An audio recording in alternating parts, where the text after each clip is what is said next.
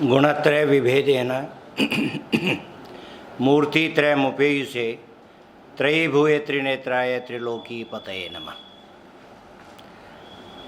आपके नियम का पालन करते हुए 5 मिनट में अपनी बात कहूँगा और उसमें भी 4 मिनट में 4 विद्वानों की बात और 1 मिनट में मेरी बात। मैत्री कारुण्य मार्तेषु शक्ये प्रीति रूपेक्षणम प्रकृतिस्थेषु भूतेषु वैद्य बुद्धिश्च चतुर्विधा। आपकी बात है। तो प्रकृतिस्थ का वहाँ चक्रपाणी जो अर्थ करते हैं वो ये कहते हैं कि जो मृत्यु समान मृत्यु को प्राप्त होने वाला है उसकी उपेक्षा कर दीजिए, वैद्य भी चिकित्सा नहीं करे। आपने एक मधु विद्या की बात कही।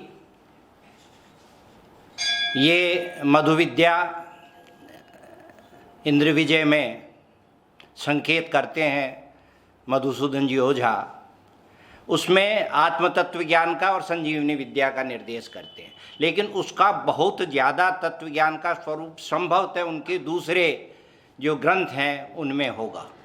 क्यों कि मधु विद्या के स्वरूप को आयुर्वेदीय दृष्टि से देखते हैं तो इंद्र अश्विनी कुमारों के शिष्य थे, लेकिन इंद्र ने ये मधु विद्या सीखी दध्यंग अथर्वण ऋषि से, दधीची से, और कह दिया कि आपने किसी दूसरे को पढ़ाया तो आपका सिर काट दूंगा मैं। अश्विनी कुमारों ने कहा, वो उनके गुरु थे, उनको द्वेष रखना नहीं चाहिए था। पता नहीं क्या प्रसंग है ये पूरी बात, क्योंकि इनमें हर एक चीज़ में कोई न कोई वैज्ञानिक तथ्य छुपा हुआ है। तो उन्होंने कहा कि ज्ञान किसी को नहीं देना। अश्विनी कुमारों ने कहा कि ये हमें ज्ञान दो, हम में प्रवर्ग्य चिकित्सा है। प्रवर्ग्य चिकित्सा है अंग का प्रत्यारोपण करने का ज्ञान उनको था, तो उनका सिर निकाला और दूसरी जगह सुरक्षित रख दिया, दूसरा प्रत्यस्थापन किया और फिर उससे ज्ञान सुना। वो मधु विद्या आत्म तत्व ज्ञान से संबंधित थी। किस प्रकार की थी? मोक्ष की प्राप्ति का था या जो भी था, और इंद्र ने वो उनका सिर काटा, दोबारा उन्होंने उसको वापस संस्थापित कर दिया। ये एक मधु विद्या के प्रसंग का एक उल्लेख है वहाँ। दूसरी बात जो आपने कही कि किस प्रकार से अलग अलग बताया, जैसे सोमवार को इस प्रकार की प्रक्रिया और यदि प्रसूता का स्नान कराएं। चरक है एक प्रसंग पर, एक स्थान पर कहते हैं वायु, उदक, देश और काल, इन चारों की अलग अलग गतियां बताइए और उन गतियों के आधार पर रोगों की उत्पत्ति या स्वास्थ्य के स्वरूप का निर्धारण होता है। उन निश्चित रूप से ये वैज्ञानिक तथ्य हैं। उन बातों को यदि हम चिकित्सा के साथ, स्वास्थ्य के संरक्षण के साथ जोड़ें तो निश्चित रूप से ऐसे बहुत से प्रसंगों का हमको ज्ञान हो सकता है।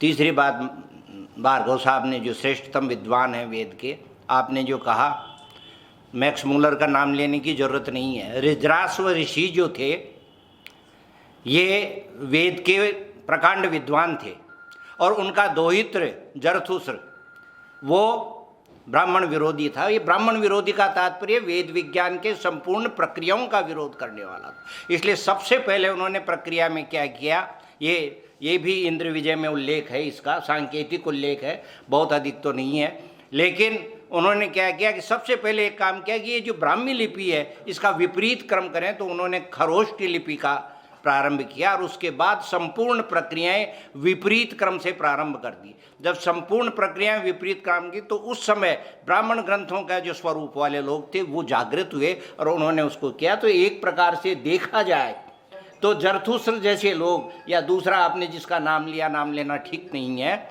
ऐसे लोगों का जो इस प्रकार का ये स्थापन करना, किसी विषय को उठाना, ये हितकर है धर्म के लिए। क्यों कि सब जागृत होकर के उसकी तरफ उस बात को करेंगे। चौथी बात, इंद्र विजय का आपने नाम लिया। इंद्र विजय इतिहास का बहुत श्रेष्ठतम स्वरूप है और इंद्र विजय पर यदि अनुसंधान का यहाँ काम किया जाए तो मेरा ये निवेदन है, एक भूगोल का व्यक्ति और एक दूसरा इस प्रकार का व्यक्ति, आयुर्वेद का व्यक्ति, साहित्य का व्यक्ति, उसका वेद का व्यक्ति और संस्कृत का व्यक्ति, चारों मिलकर के उसको करेंगे, तब आपको पता चलेगा। त्रिपोली का निर्देश इन्होंने किया है, मधुसूदन जी ओझा ने बताया है। इन्होंने 12 महासंग्राम बताए, जिनमें 4 महासंग्राम हैं उनमें भी, और 8 जो है थोड़े हल्के देवासुर संग्राम है। उसमें आडिबक, कोलाहल, हालाहल और एक है जलधिमंथ।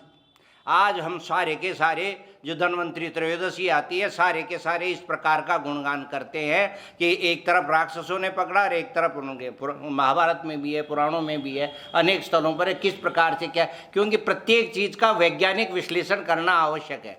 तो वहाँ जो जलधिमंथ नाम का जो एक युद्ध बताया है, उस युद्ध का स्वरूप है वो त्रिपोली में हुआ है। रत्नाकर शास्त्री, उन्होंने भारत के प्राणाचार्य नामक पुस्तक में इसको सिद्ध किया, इस बात को बताया है कि किस तरह से वहाँ युद्ध हुआ, किस तरह से धन्वंतरी ने वहाँ बीच में मध्यस्थता की भूमिका निभाई, किस प्रकार से 14 रत्नों पर देवता और असुर जो अपने आप संतुष्ट है, किसको क्या दे रहा है। तो ऐसी बहुत सी बातें हैं कि हम उदधि मंथन से क्या लें।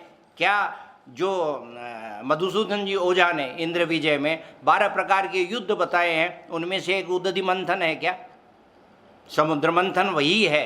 तो इस प्रकार की चीज़ों का इनमें ऐतिहासिक दृष्टि से हमको, इनका जो भौगोलिक दृष्टि से इनके स्वरूप का ज्ञान होना चाहिए। आर्यावर्त का क्या स्वरूप है, एक संक्षेप में और अपनी बात ये कहना चाहूँगा कि मधुसूदन जी ओझा ने जो त्रैलोक्य का निर्धारण किया है, उसमें भौम त्रैलोक्य भी बताया है, दिव्य त्रैलोक्य भी बताया है और शरीर का त्रैलोक्य बताया।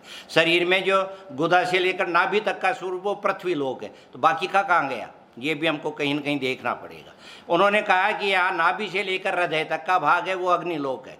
तो इसमें किस किस चीज़ का, किस किस प्रकार का स्थिति को हम मानेंगे। इसके बाद हृदय से लेकर केवल कंठ तक का स्वरूप वो द्युलोक माना है। तो कंठ से संबद्ध आगे के जो विषय किस प्रकार से संबंधित होते हैं, ये भी हमको इसमें देखना है। दूसरी बात, इसके साथ उन्होंने ये भी निर्देश किया है कि इनको जो जिस प्रकार से हम ज्ञान करते हैं, उन ज्ञान को करने में इन लोकों का किस किस प्रकार से अस्तित्व है, किस किस प्रकार से स्थिति है, कौन कौन से लोग क्या क्या कार्य करते हैं, द्युलोक में क्या है, इंद्रलोक में क्या है। पंचजन जो है उसका यहाँ कहीं उल्लेख नहीं है, लेकिन हम उन्होंने जब त्रिविष्टप किया है तो त्रिविष्टप में इंद्र का विष्टप माना है, ब्रह्मा विष प्रवेश ने धातु से करके विष्टप किया है, प्रवेश करने से, निवास करने की दृष्टि से। ब्रह्मा का विष्टप माना है, इंद्र का विष्टप माना है और विष्णु का विष्टप माना है, 3 का माना है। और जब उन्होंने भौम त्रैलोक्य का निर्देश किया तो भौम त्रैलोक्य यही बताया, इसमें पाताल लोक, अग्निलोक, अग्निलोक में पृथ्वीलोक माना है और स्वर्गलोक जो है वो इसी में स्वीकार किया है। किसमें? इसमें भौम में। जब भौम में स्वर्गलोक किया है तो इसका तात्पर्य ये है कि स्वर्गलोक भी यही है। इसको हम रत्नाकर शास्त्री को देखते हैं तो वो कहते हैं पंचजन है। पंचजन में देवता है और नाग हैं, देवताओं के बाद नाग हैं, नाग के बाद गंधर्व हैं, किन्नर हैं और यक्ष हैं। देवताओं का जो स्थान है वो सबसे पहले ऊपर जिनका इंद्र माना है, उनके सेनापति और सारी संपूर्ण शक्ति जो है वो नाग में है। और नाग के जो देवता हैं वो हैं भगवान शिव। वो नाग जाति है, जिस प्रकार से देव जाति है उसी प्रकार से नाग जाति है। तीसरे हैं किन्नर, जिनका कार्य गाना, नृत्य करना इत्यादि है और उनका स्थान ये जो लेह लद्दाख के पास वाला जो है वो वहाँ निर्दिष्ट किया गया है। और इसके बाद में गंधर्व, गंधर्व का जो है उसमें गंधर्वों का एक विशेष प्रकार का स्थिति बताई है, उनकी भी सेना का निर्देश किया है। और 5वां बताया है यक्ष। ये पंचजन सारे अलग अलग राज्य होते हुए भी एक संयुक्त राज्य अमेरिका की तरह थे, सारे के सारे एक थे।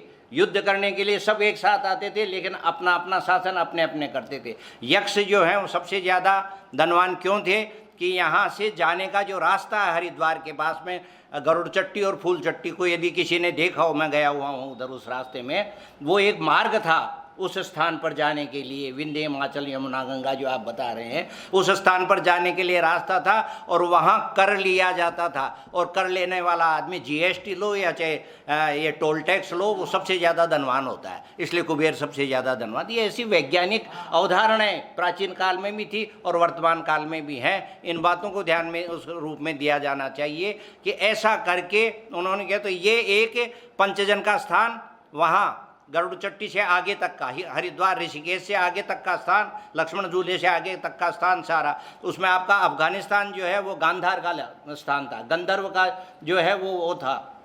तो इसमें गंधर्वों के और इन सब के जो स्वरूप है वो पंचजन थे, और वो पंचजन मिलकर के एक राज्य का स्वरूप वो स्वर्गलोक था। यदि यही बात हम इनकी ऐतिहासिक दृष्टि से देखें मधुसूदन जी ओझा की, जिन्होंने बहुत काम किया है, तो हमको आर्यावर्त का एक अलग चित्र दृष्टिगत होगा। इन सब बातों पर मेरा निवेदन यही है कि सब मिलकर के इन बातों को वर्तमान काल में वैज्ञानिक विधा से किस प्रकार से विश्लेषित करते हैं किया जाना चाहिए। धन्यवाद। शायद 5 मिनट के बाद 2 मिनट और ले लिया है मैंने। धन्यवाद, नमस्कार, प्रणाम।